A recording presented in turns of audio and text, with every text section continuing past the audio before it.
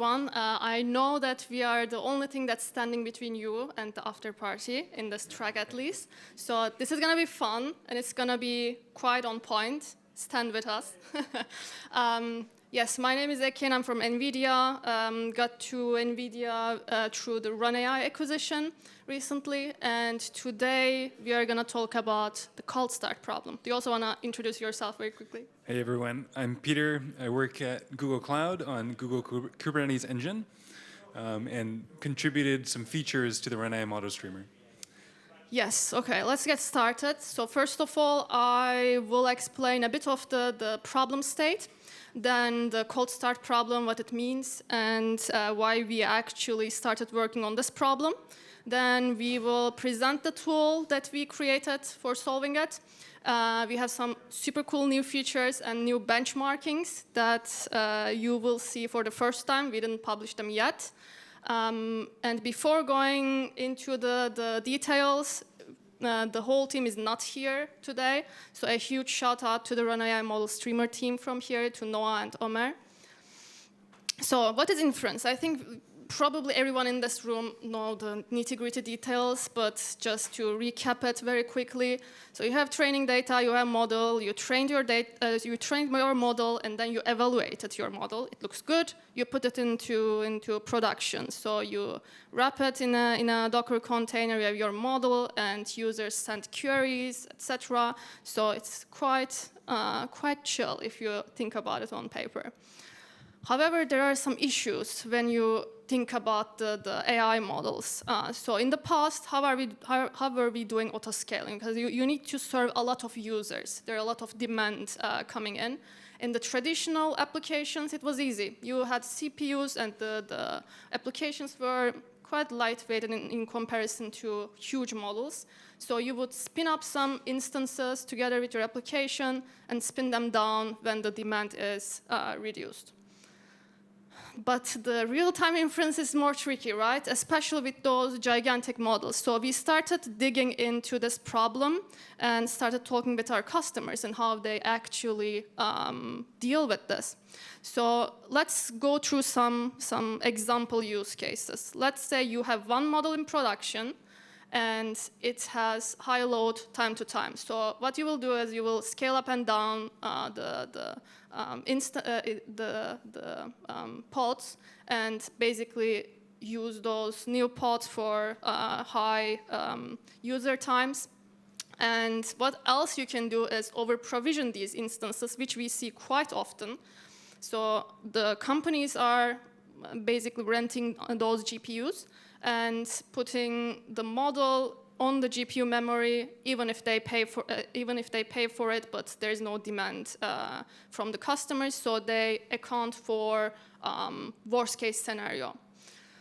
This has a lot of cost though, right? And imagine this with a lot of models. So you might have multiple models in production. It might have infrequent load.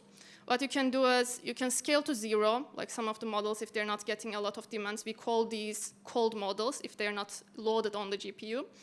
And you can scale up when users send a request. You can keep the models also warm. That means they're in the GPU memory. But all these models on the GPU memory, and you do this with a lot of replicas of the same model. This is getting out of hand, right? So we see a lot of costs increasing with all the applications getting into the production. And we started looking into the whole cold start problem. So what you have is you provision the machine, you load the container image, you boot up the inference engine, and you load the model weights. So this is basically how, the timeline of auto-scaling when you scale up your application with LLMs. However, the loading the model weights part is quite heavy because it takes minutes. I don't know, probably some of you used vLLM or SGLang, and you need to wait for some time, minutes. I mean, minutes would be quite good. So the models are getting big and big, and it can take many minutes to load these weights on the GPU memory, which means your users are waiting for the first token to get into the model on the line. So let's zoom into the loading the weights part. What is actually happening? Why is it so lengthy? So you have your model in the storage. What happens is first you load that to the CPU memory, and then some sharding, quantization, etc. might happen. And then after that's done, you send it to the GPU memory. So this all happens sequentially. There is no parallelization here. And what we needed from a model loader for the customers was, first of all, you can parallelize a lot of steps here. You should support multiple storage types because there are a lot of customers using object stores. It should work out of the box with safe tensors. Nowadays, I feel like it's already trivial that we are all using safe tensors. And it should integrate easily with different inference engines, because it's not only vLLM. There is vLLM, SGLang, TGI, etc. So what we created was, okay, the video is not working for a while. We created the RunAI model streamer to exactly solve this problem. So it's a Python SDK with C++ implementation, and it reads tensors concurrently from the storage while streaming them directly to GPU. And it divides the load, like the tensors, into equal parts for saturating the storage bandwidth. Yeah, I think I can't do that. All good. We will probably share it later anyways. So if you're using vLLM, you might also have seen the vLLM page being branded with model streamer recently. So if you're using a version after 0.6.6, you can actually give it a try. And what you will see is quite some acceleration, right? So this is the initial benchmarking that we did. So I'm not going to go into the details. Here is the QR code to the whole PDF with a lot of details. What we did is we used different type of storage with Safe Tensors Loader, RunAI Model Streamer, and Tensorizer, which is another streamer or loader from CoreView. We also checked out how it performs together with the vLLM inference engine. So the acceleration is quite significant, especially with S3. And I want to show a couple of key takeaways, what we learned from these experiments, because it was quite interesting. First of all, RunAI Model Streamer has a parameter called concurrency. You can actually specify the concurrency level that you want to have from storage to CPU. So you can drive the speed with concurrency quite a lot, but up to a point. We saw that the storage bandwidth is getting saturated after some point.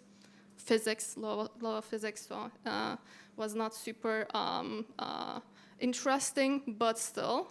And balanced loading seems to be super crucial. So tensors vary in size. They are all in different sizes, and you need to partition the work from among threads. So this helped us a lot to make the process faster. Storage bandwidth matters a lot. So for fast model access, you might need to invest in faster storage types. And you should also tune the streamer parameters, which we just showed. So you need to check what the best concurrency is, etc. With S3, we got to actually under 5 seconds when we used the Llama 8 billion model, which is quite impressive. And one little catch that we realized in the cloud is theory versus reality in the bandwidth. So, for example, for the SSD, we should have theoretically gotten 4 gigs per second, but we only got to 2. So you should be aware of the also theory versus reality scenarios. And we also noticed storage caching in S3 buckets, which might be interesting to check out if you want to run your own cold start performance benchmarks. So This brought us to a point where we realized, okay, actually, the object stores are quite cool, and native support for object stores are super important because you need to know how they work in detail, and it was quite some task to support S3 natively with Model Streamer. And then we started working together with Peter and the team, so I will give the word to him. Thanks, Ekin. So I'm going to introduce some of the new features that's in the latest version, the recent versions of the Model Streamer. So let's talk about those and how they work, how they contribute to performance. Then we'll talk about some of the new benchmarks that you can see with vLLM. So just a recap of same-sensors files. They're in a unique format where you have a JSON header and then a data block. And so typically you'll have a model that's partitioned into multiple safe tensors files. And so the original version of Model Streamer would do parallel loading, but per file. So you'd get Model 1 safe tensors file loaded and then Model 2. So you'd effectively have metadata and then data fetch interleaved with each other. So one of the challenges there is parallel loading is super important, as Ekin mentioned. So you aren't able to get the same distribution of all of your tensors across your worker threads without knowing the entire universe of all the safe tensors you need to download. And so that's where multi-file support enters. And the benefit that we get, if we go to the next slide, is that we get more uniform distribution of downloading those tensors. So rather than distributing a single file across threads, you can distribute all of the tensors and effectively have more even partitioning of your tensors and data downloads. The other benefit you get is some object systems have per object throttling. So let's say you have concurrency downloading a single file. You may hit a bottleneck if you're only fetching one file at a time. Distributing across multiple objects distributes across potentially the replicas of the actual object storage backend, improving your bandwidth. And then next up, we have a new feature for authentication. So originally, we launched with S3 support, which is great. There's a ton of object stores that support S3 compatible APIs, including MinIO. GCS even supports S3 compatible formats. But one challenge is authentication. So if you want to use the S3 compatible formats, you need to authenticate with S3 compatible APIs.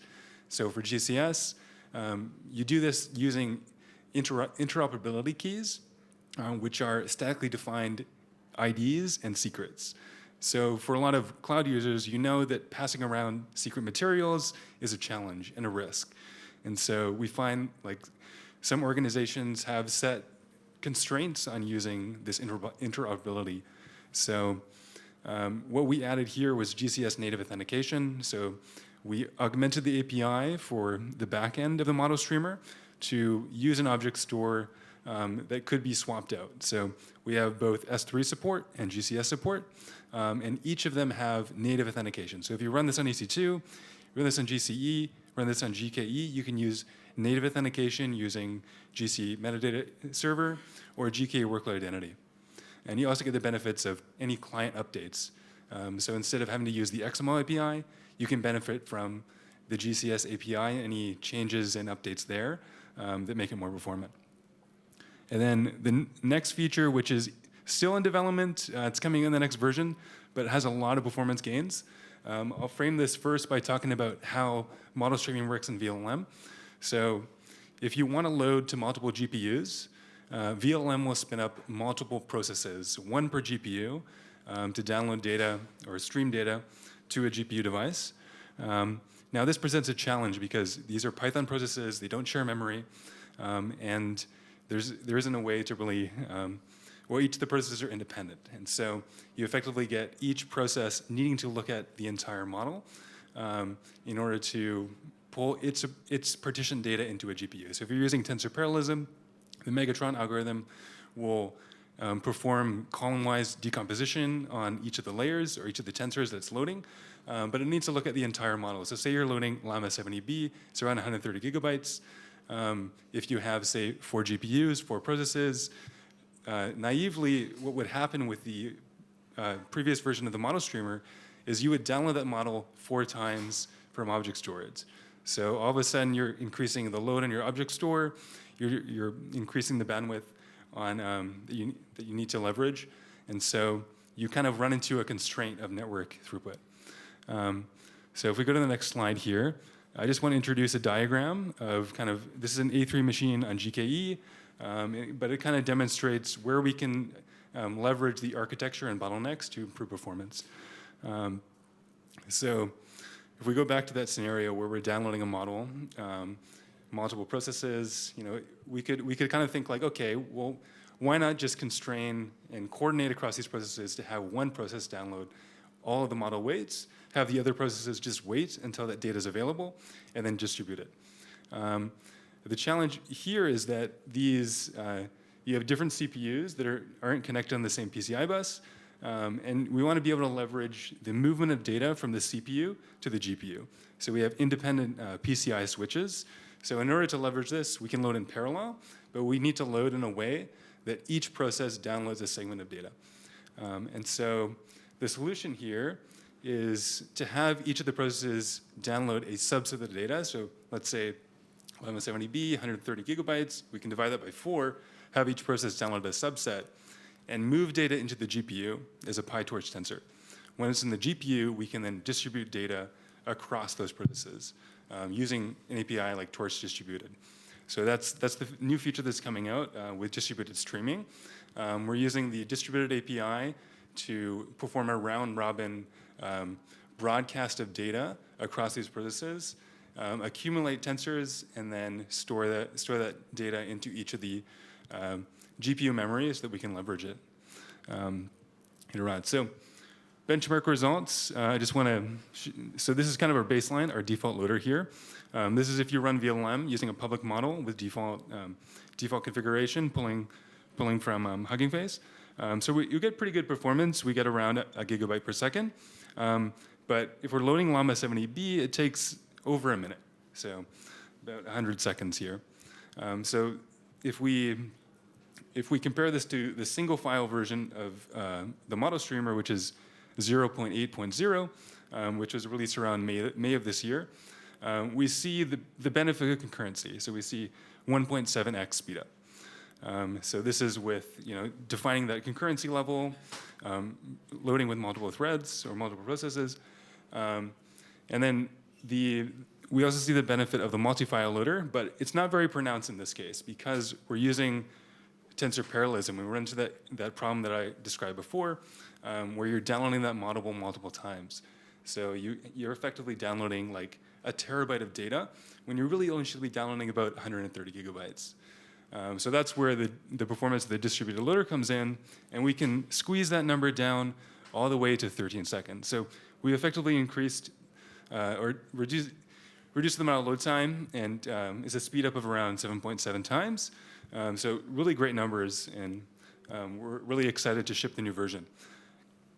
So what's next? I've talked about the new features in this version. So GCS authentication, SDK support that's coming out very soon in a new version of vLLM. It's already shipped with RunAI model streamer. We have multi-file streaming that shipped earlier this year, and some usability improvements. As for the roadmap, there's optimized multi-GPU loading, which is the problem I just discussed, and that's currently under development and should be shipped in the next version. We're also looking to have Dynamo and Nixel as a backend, so instead of just S3 and GCS, also having a Nixel. And then GPU direct storage, so being able to bypass on certain hardwares the CPU computation and move data to the GPU faster. So just a quick call to action. We have some QR codes here, so you can test out I guess the GK Inference Quick Start is kind of GK's playground for seeing performance results on GKE with vLLM. We're looking to integrate the next version of the model streamer there. So you'll be able to use that load format parameter of vLLM and invoke the model streamer, and that's kind of an opinionated default for running vLLM workloads on GKE, as well as performance comparisons and price comparisons. And then You want to introduce the Kai scheduler? Yes, if you also need more open source projects to orchestrate your AI workloads, we also have Kai scheduler that's powering NVIDIA Run AI engine right now. You can also have a look at that one.